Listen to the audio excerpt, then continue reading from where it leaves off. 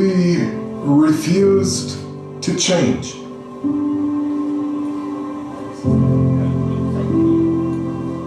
Hear ye, my friends, if Archimedes stated what was true, give me a place to stand and a lever long enough, and I will move the world. I fear, alas, that soon no lever long enough will move this world we have so terribly damaged. We should have done much more. The consequences of our inaction and greed will haunt us forever. Deep in our hearts, we decided to believe that climate change will occur in a distant and horrible future. We did not care enough for the future. I burned down our home. I burned down our future.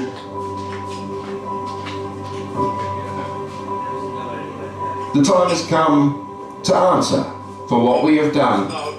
Today we must accept responsibility. I must accept responsibility. We are all responsible for this crime against humanity. But today, all I can do is apologize on behalf of other world leaders and myself. I am sorry. With all my heart and soul, I apologize.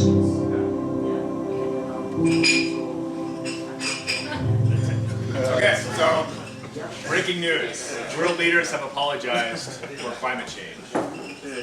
Or have they? How many of you think that was actually real? No, nobody. Okay, good. Okay, you passed the test. That's good. You want to do the voice one? Yeah, sure. Okay. So we'll just try a quick test. Okay, so we're gonna do, so if you haven't figured out yet, our session here today is talking about synthetic media, also known as deep fakes, which we're going to be diving into a bit more depth. And so that was an example of a deep fake, of fake content that was created using artificial intelligence algorithms, we're going to show you just how much of an issue this is becoming, how fast the technology is moving. We're going to do a little quiz. So most of you, I assume, are familiar with Andrew Yang, who is a presidential candidate in the Democratic Party in the U.S. So we're going to have, Arif here is going to play one version of Andrew Yang, or actually a version of Andrew Yang speaking, and then a fake version of Andrew Yang speaking. And you guys need to determine which one is real and fake. I'm Andrew Yang, and I've warned about artificial intelligence replacing humans. Now I have been replaced by artificial intelligence itself. Vote for me in 2020. Machines first. I believe that online data should be considered as a property right, and that the data generated by each individual needs to be owned by them. Okay, so how many of you think the first one was actually Andrew Yang? Or the second one? You think, what do we think? This first or second? Second one. Second one. So yeah, so they're both fake. Trick question. So that's the challenge. That was a tough one. I didn't even know that. He didn't tell me. He said one was. So they're both fakes. They're both Okay. Set you up. Okay, so the point of all that was to give you a bit of an example of just how real this technology is becoming. So we've got a panel of great folks here. Can we get the mic back on? We've got a panel of great folks here to talk a bit about.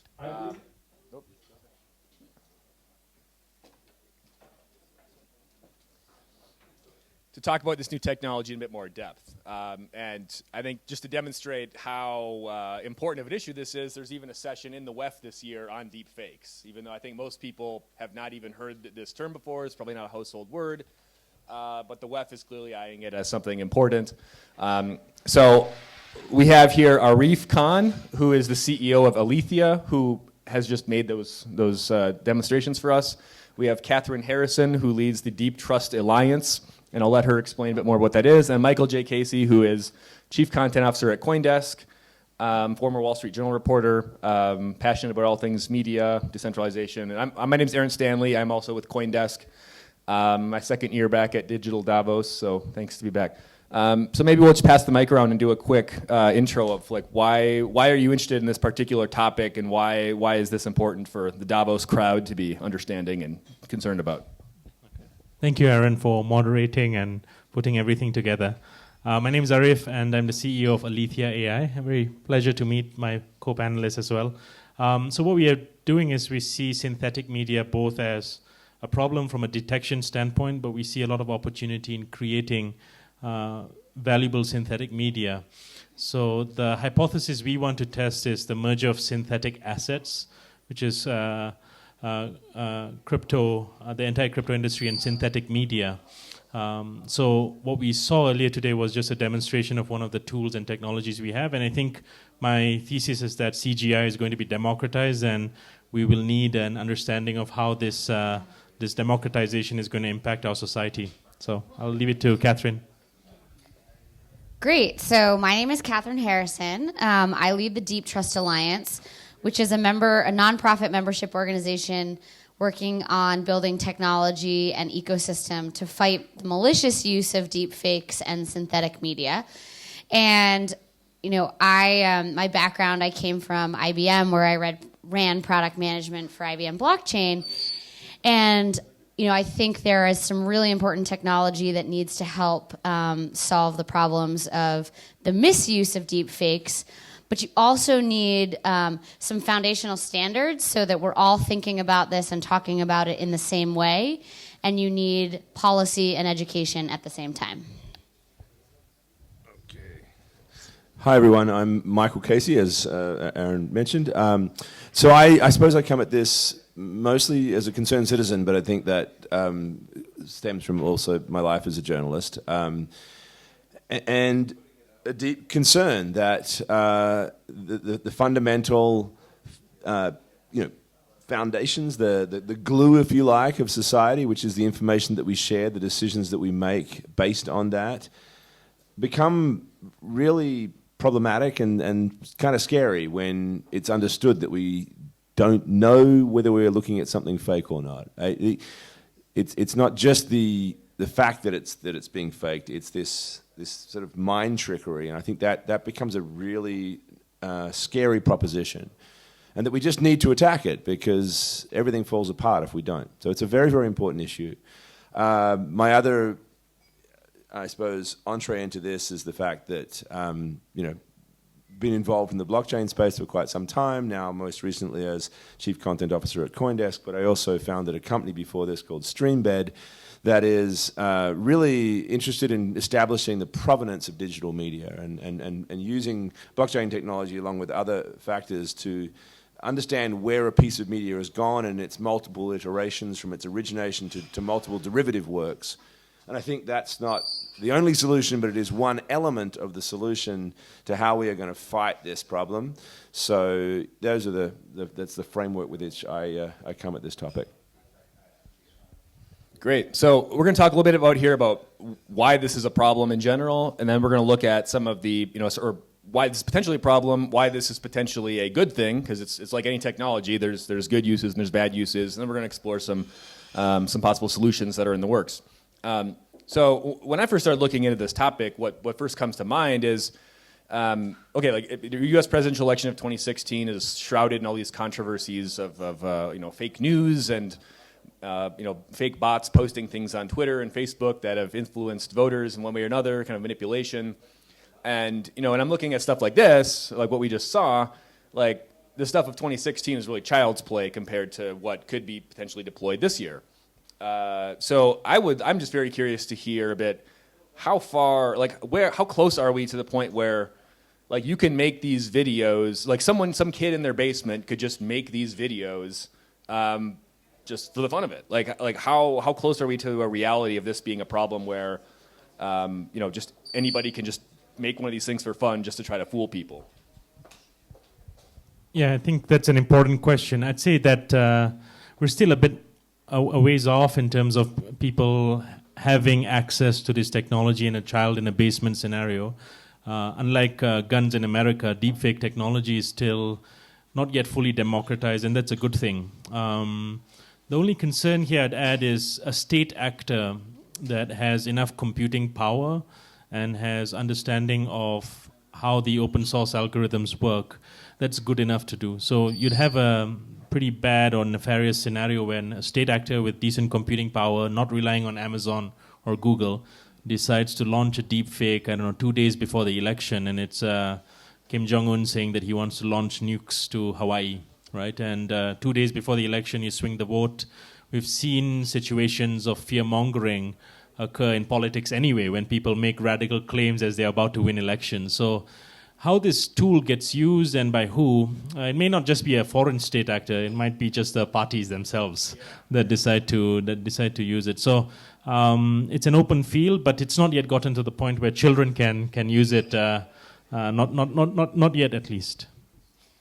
So what I'd add is we're going to start to see the consumerization of some of the technology. You can already do face swap. You can pretty up your dating profile. I think in 2020, the real risk are the shallow and cheap fakes, where you take video or content and you edit it, manipulate it. You're not necessarily using AI to create wholly new technology, but you are able to change perception. And I think we need to have a broad awareness of that risk. And I think deep fakes are fantastic because they've captured the public's imagination. I can create Michael Casey saying or doing anything I like. That's pretty great. And that makes us aware that rather than just simply trusting what you see on the internet, you need to bring a level of skepticism to it. And I would say we're not that far. I mean, from these videos, you can say there's still a ways to go, but at the rate and pace, this technology's only been around for 5 years. So we're probably in a range of 18 to 24 months before this gets really broad adoption. Oh, we're going to do that, sorry. Yeah, I think that last point from Catherine was a really important one, right? I think in this, AI develops through its own, ongoing evolutionary process. Like the more data that gets put into it, the more sophisticated it becomes, right? So it is exponential. So almost the question, do we yet have kids in a garage able to do this or not, is certainly not with regards to the urgency for dealing with it. It's not even relevant that we could say that not yet, right? Because it will get there. And to Ari's point, in any case, state actors and others could be using this. I think one of the things that's also interesting about this and also somewhat disturbing is not even the fact that there could be fake news out of there. It's the planting of the idea that things could be fake. Yes. And the empowerment that goes to those who want to use that claim of what is real being fake, because of all the uncertainty that gets created around this, right? So all these other technologies, the shallow fakes and so forth, are feeding into an understanding that reality is getting distorted, right? So it's urgent from now. It's not something that we have to, we think is going to be a problem in a few years. It's urgent now. And I just want to share an example, the liar's dividend, which Michael has described, which means you can just introduce doubt. So in 2018, I'll just give you a very specific example. The Gabonese president, Ali Bongo, had been sick for months, and he was out of the public spotlight for a very long time. And his opponents started to say, is he really alive? Is he capable of actually ruling? So he had spent a lot of time in Saudi Arabia being treated. So he released a video of him speaking, and it was sort of his proof of life.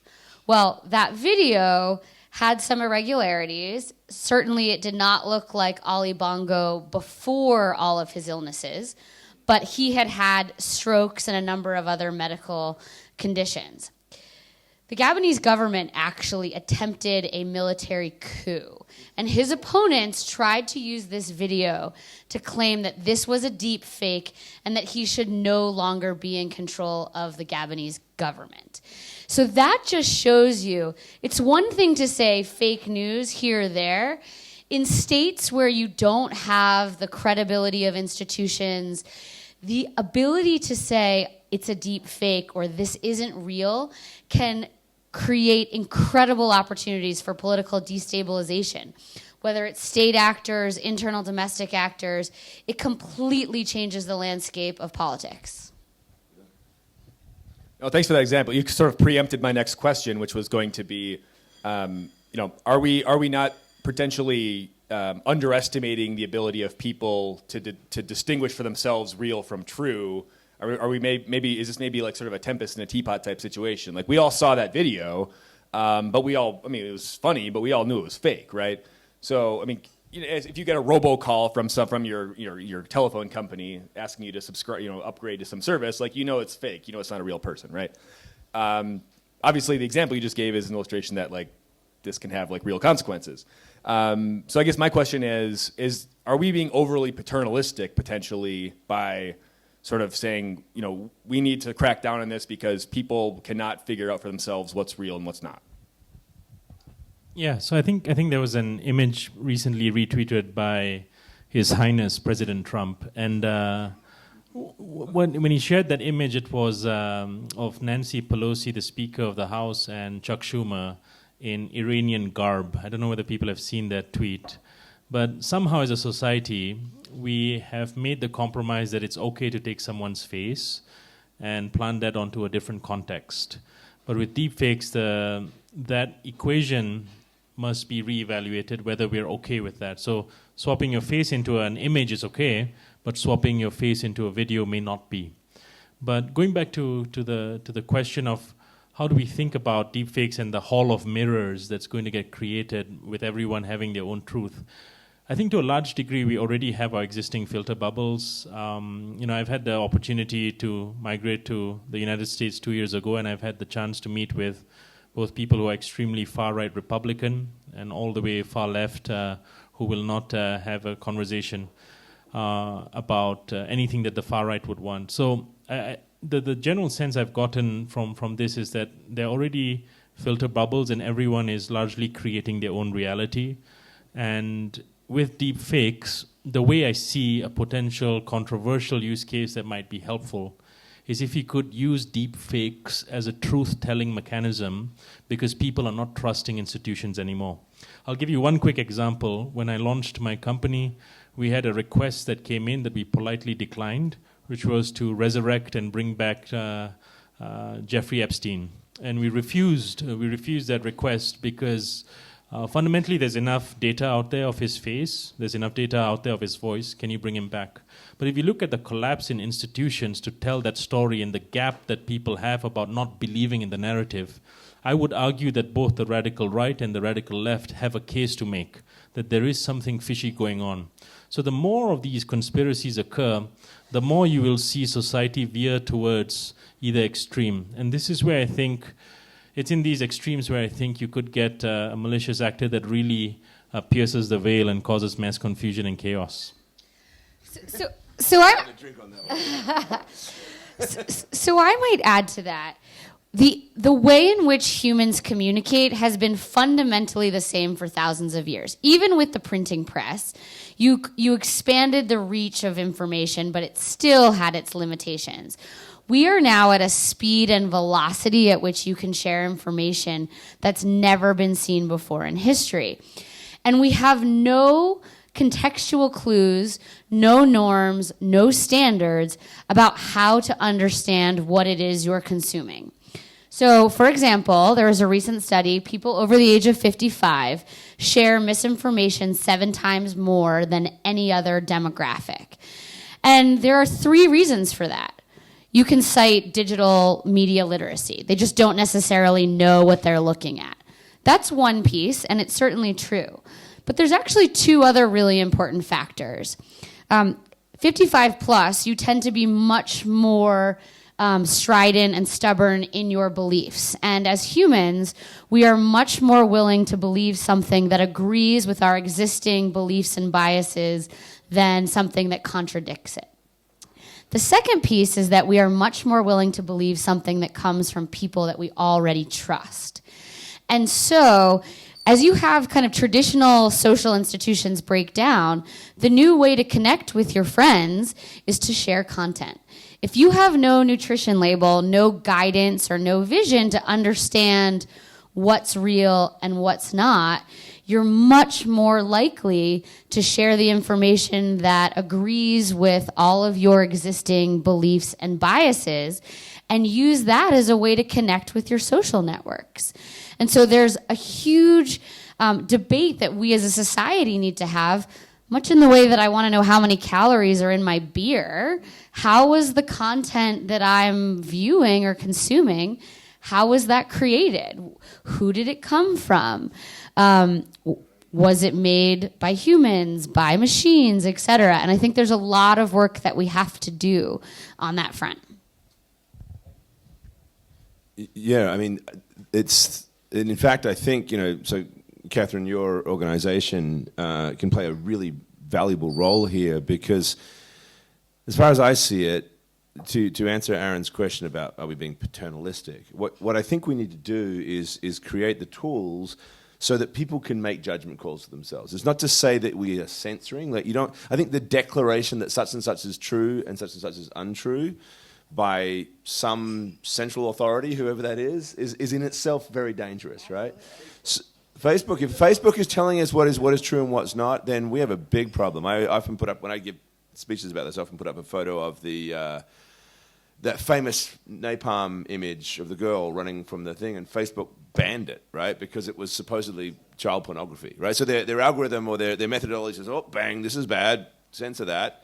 It's possibly the most important photo of the 20th century, right? So these are really problematic things. But the nice thing about some of the solutions that have already emerged in the internet space, like the SSL certificate model, that tells you this is a website that we're just telling you it doesn't comply with the standards that these bodies have recognized to be a secure website.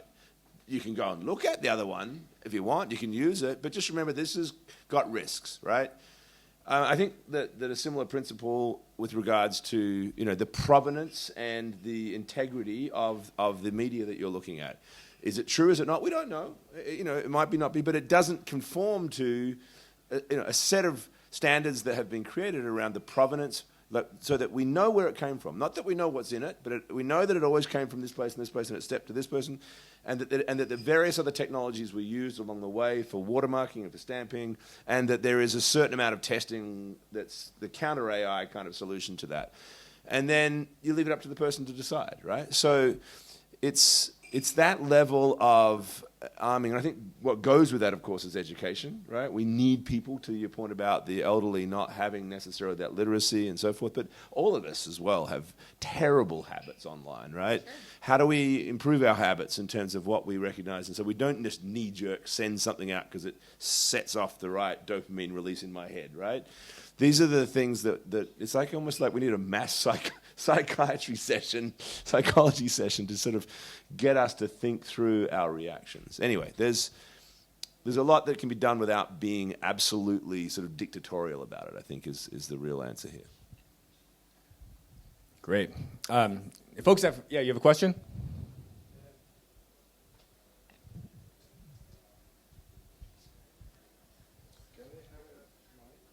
Yeah. Hello, my name is Alexander, a serial investor. 2013, we spoke with Troy Carter, who was manager of Lady Gaga at that time, and offer very nice technology. Then everyone can sing as a Lady Gaga voice. So we can synthesize his voice, rights, and then go. And he was very exciting, but the record label say no. They say, oh, it will disrupt our catalog. Then we go to telco and say, look, it's nice when the people will call to each other and use another voices. And they say no, because it will be a lot of fake things. So people can maybe call to someone with the voice of his mother and ask some help, and then she say, oh, can you send me us up some $100 or something? So it's difficult. But we still go in this way. And my fund just helped to application called Masquerade to be purchased by Facebook, when you can change your face and everything. But now we still work on this. It's not major. I have 89 company in portfolio.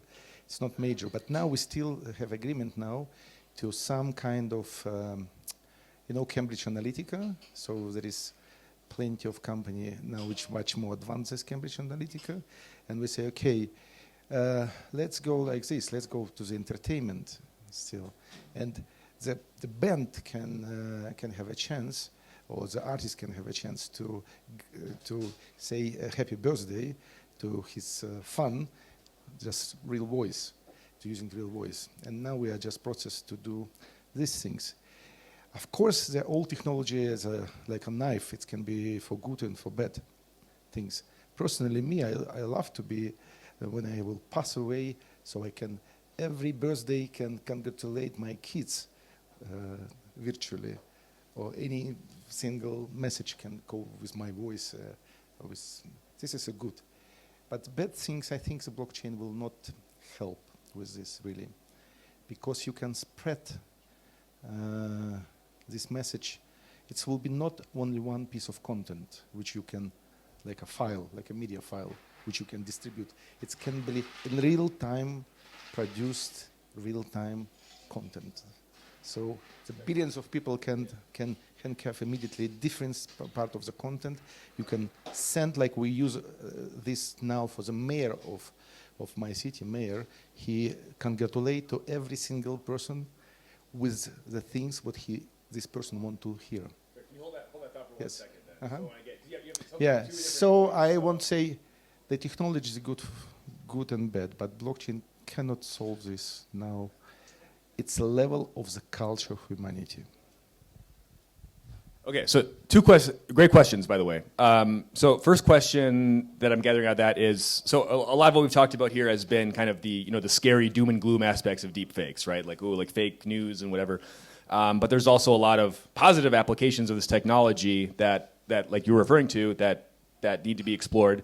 And also, can blockchain play a role in kind of verifying the provenance of videos and things? So let's tackle the first question, positive use cases of this technology first, and then we'll come back to the solutions side. So Ari, if you want to give some examples of some, benevolent use cases of deepfakes. Yeah, I think the core technology, as you point out, is agnostic towards the use case. It's just been sensationalized and driven a lot by the negative use cases. So a lot of deepfake technology was popularized in the pornography industry many, many years ago. And that was the first unfortunate use cases where women's faces were swapped onto things that they did not want to swap onto. But today, the core technology of cloning a voice or saving somebody's likeness is extremely valuable. Whether that scales after someone's passing. So we're doing a pilot now where we're essentially preserving a family, the most senior person in the family, his voice, so that he wants to be able to read audiobooks to his grandkids, audiobooks that have not yet been published. So that's a simple way of just capturing the voice of a person. It's the same technology that we use to create the deepfake audio of Andrew Yang. It's the same thing. So you can use this for synthetic media and find creative use cases. There's a Hollywood studio that is resurrecting James Dean. It's interesting because then your data rights will have to be somehow locked in with the talent agency that is representing that data right, especially posthumously.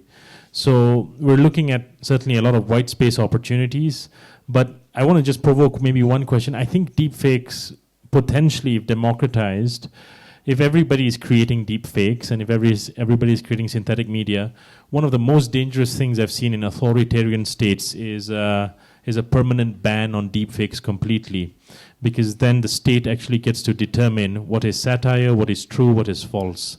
And so in that perverse scenario, I would actually prefer that deepfake technology be democratized so that you could have artistic expressions anyway.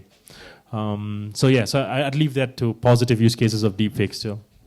Yeah, I mean, in terms of positive use cases, I think the artistic expression, storytelling, the ability, we will communicate by video to such a greater extent. We already in the last 10 years have seen a revolution. And this will make it so much easier to be able to edit and change your video content, etc.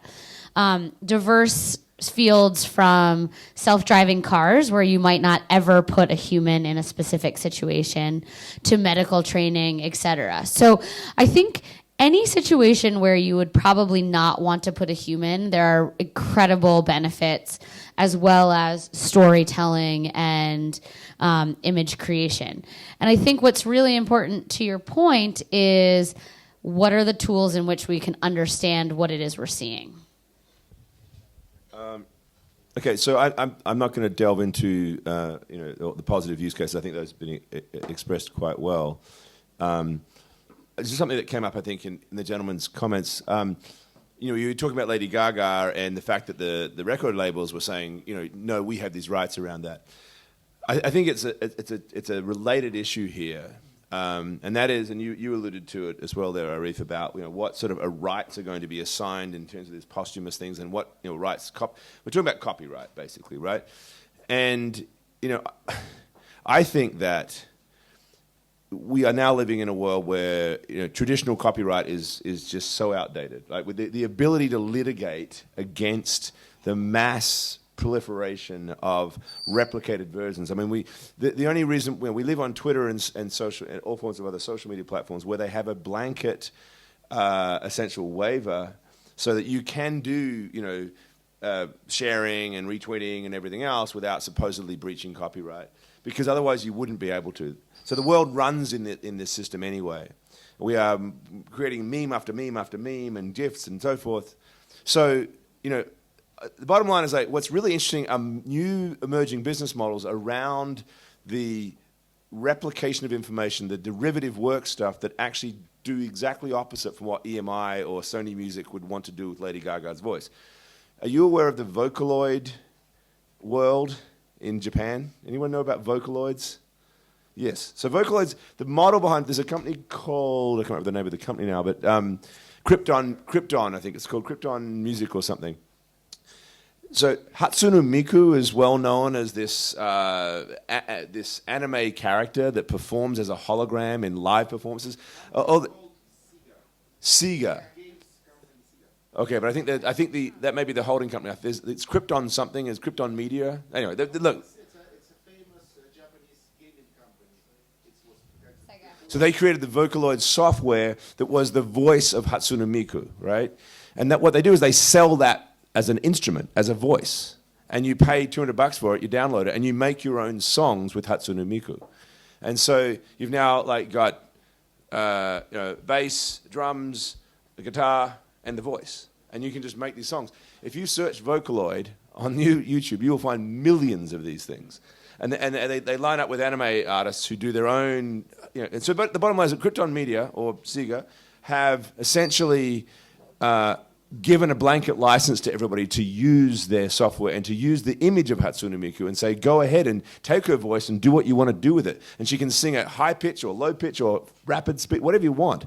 So the mindset, and of course, all of this is generating money for Krypton Media because it builds the brand, it builds the power of the image, it's all this big decentralized process. In fact, in many respects, they should be rewarding all of these performers and all these people who are creating that stuff for the value that they are creating for the company.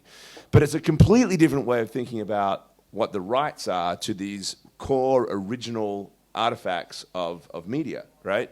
And I think that feeds into whatever model is going to come out of the deepfakes as well. Because if we're going to embrace it as a positive thing, we're going to have to also embrace the idea that human beings will be creative with derivative works. I mean, in some respects, the whole litigative approach to media itself is part of the problem here, right? So, and I want to use that as a segue to the second question, but I'll let you throw it again. But because I just believe, as Aaron knows, I'm not a blockchain is a panacea for everything guy by any stretch. I have deep skepticism about, certainly in its current state, whether it could ever scale to the certain level.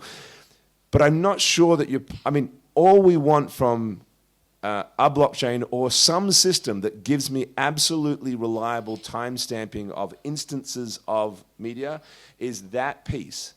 The blockchain's not going to tell us whether it's true or not. It's not going to tell you whether my version I'm looking at is the same as the other version. But at least if I have the trail and I know that it began here, and that can be assessed in some other way to be part of an underlying thing, that gives me one piece of the puzzle. There's a whole lot of other pieces as well, but you know, provenance has to be part of the solution. I don't know how we can possibly solve this unless we can come up with a technology that allows us to say it began here and it went to here and here. It's a supply chain management. It's a video chain sort of thing. So. Can I just reframe the question quick? Yeah. And then I'll let you. So getting to the question of provenance and how can we ensure that how can we know that the things that we're viewing are real? It almost strikes me that there's basically like three different solution or buckets of solutions. Like one, we could just do nothing and just assume that people are able to distinguish with their own eyes what's real and what's not. We've talked about that a bit. Secondly, we could create some sort of centralized institution or repository or delegate a current institution to become like a repository who distinguishes what's true and what's not, like a Facebook or a Google or whomever. Or we can kind of think of it through sort of more of a decentralized lens in the sense of something like blockchain might provide. And I know, obviously, like having sort of shared standards and things that Catherine's working on are a critical component of that. So maybe I'll turn it back to Catherine to get your 2 cents on that. Yeah, so we think you have to look at this as a portfolio of mitigations. You have the life cycle of content. Who creates the content? Why do they create the content? How do they create the content? How do they distribute the content? And then once the content is distributed, how is it received and interpreted and then reshared? And blockchain can provide some information on the how is it created. You could also potentially use blockchain as part of your identity solutions to understand who's creating the content. So I think there are ways in which you can use blockchain, but those will always be opt-in scenarios. Those will be organizations, people, companies that want to be sure that they can prove the integrity of their content. There's going to be many, many other entities that don't care and that many people don't value. And so what this does is it creates a kind of a barrier or a level at which to go from. You need to add education, you need to add policy, and you need to have many more tools and standards for understanding how do I know where does this content come from, some of the context and intent around the content, and then how is it being shared. Some of the most malicious and pernicious use cases aren't deep fake at all. They take true information and they put it in a very different context with very different framing and convince people to share it in ways that they shouldn't otherwise. Yeah, I think just very quickly I'll add, it's a very interesting experiment that Twitter is doing, or Jack Dorsey is starting to do. I don't know if he's doing it because the burden of trying to get this problem solved, he does not want it on his centralized shoulders. So they are moving towards a decentralized model, and somehow today in society we have made certain trade-offs where it's okay. So I'll just give you a quick example of how I try to visualize the way the content marketplace is today. If you go and search Elon Musk deepfakes, you'll get baby Elon, you'll get Elon as Joe Rogan, you'll get Elon as all of these different people. You have not yet seen commercial level Elon Musk saying that he's dumping Tesla stocks plus a Tesla car crash at the same time plus a short seller. That has not yet come to market, but that's definitely possible. So this is fairly benign right now, and this is fairly chaotic. Where perhaps if you visualize, and this is not a perfect visualization, I think perhaps with the blockchain, or if you see the Twitter blue tick logo, you'll see some sort of order come into this, where you start looking at the substrate of where the content is coming from, and whatever content that is coming from that substrate or has that blue check mark, you say, I'm okay with that piece of content. Anything outside of that, satire, deepfakes, let people be creative. But to create this at scale, just to, I know blockchain is not a panacea, but to timestamp every single piece of content is a painstaking task and extremely expensive.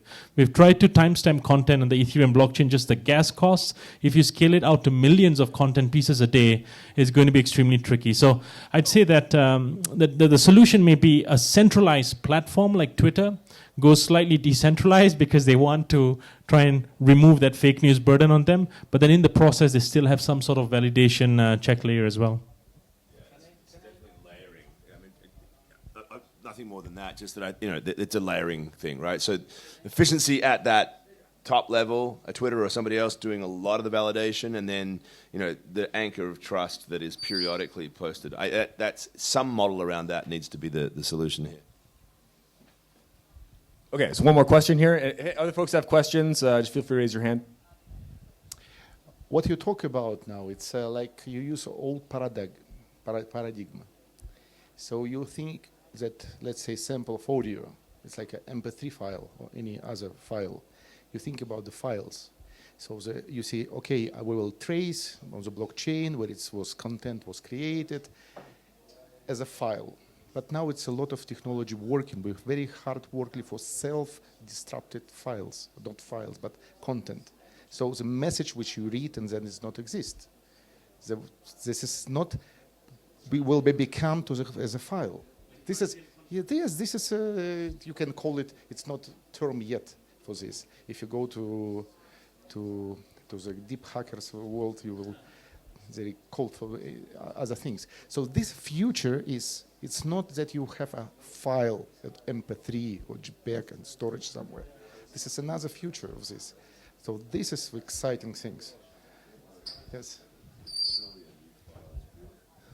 That's a good point. So raising the issue of this is potentially a whole new type of content that's not, it's not a yes or a no, it's not true or fake, but there could be a whole spectrum there essentially. So folks want to respond to that? I mean, ephemeral content is what Snapchat piloted, right? So the idea of you create a piece of content that only lives for a bit and then it disappears.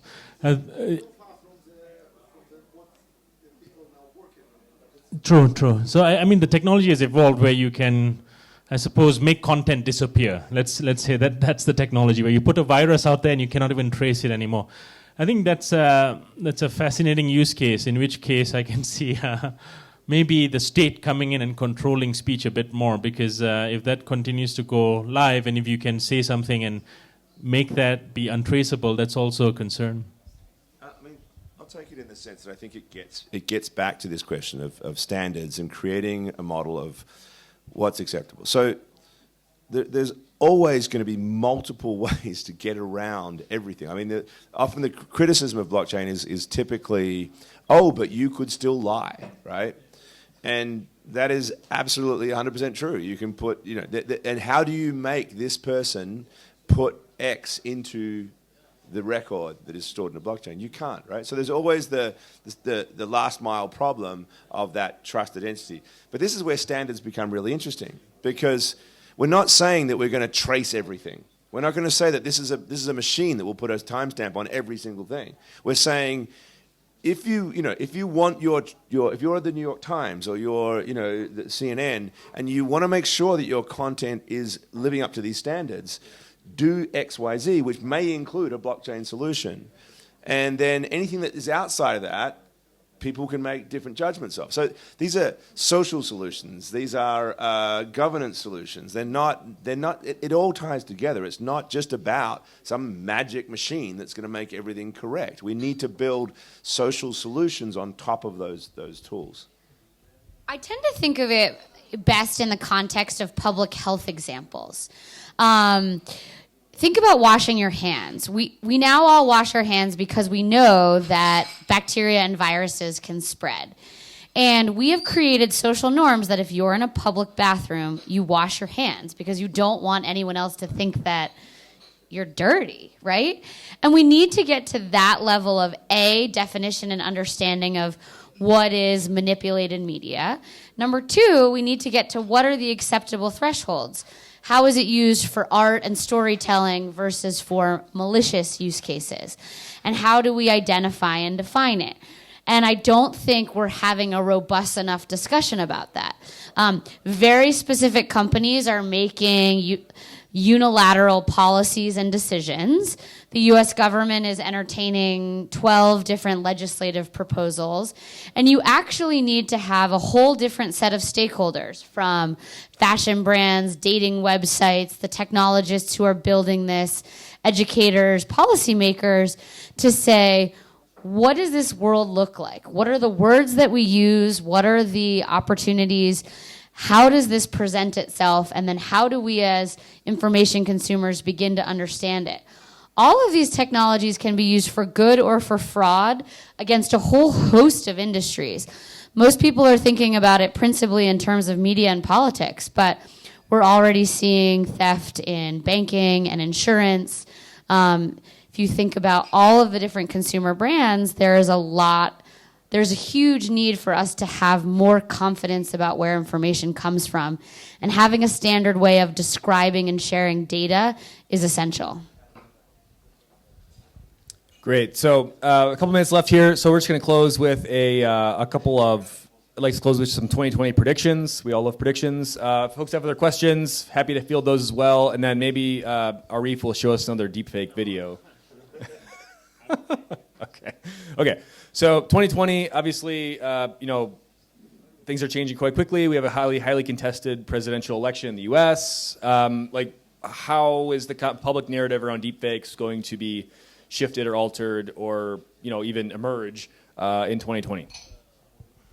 So I think Facebook has put itself in a bit of a quagmire, banning all deepfakes except satirical deepfakes.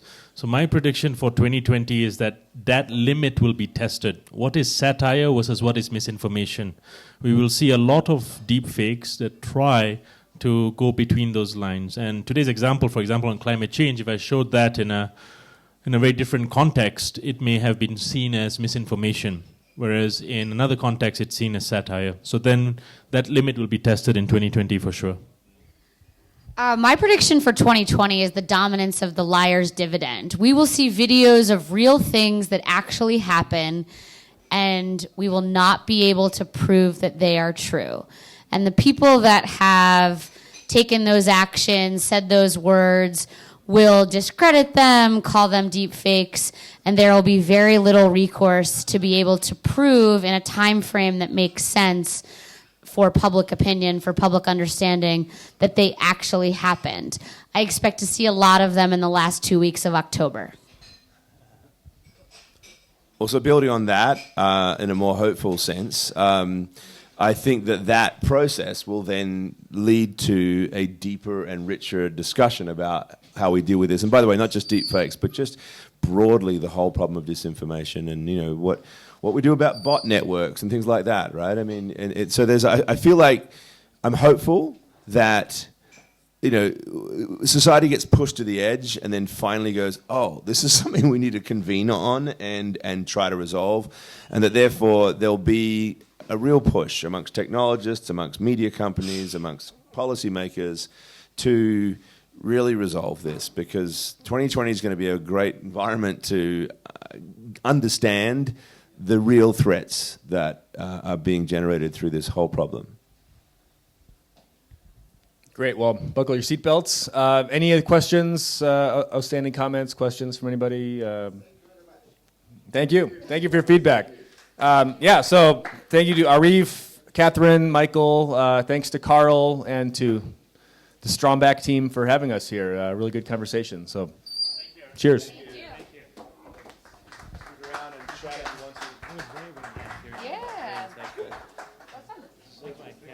Yeah, I'm okay.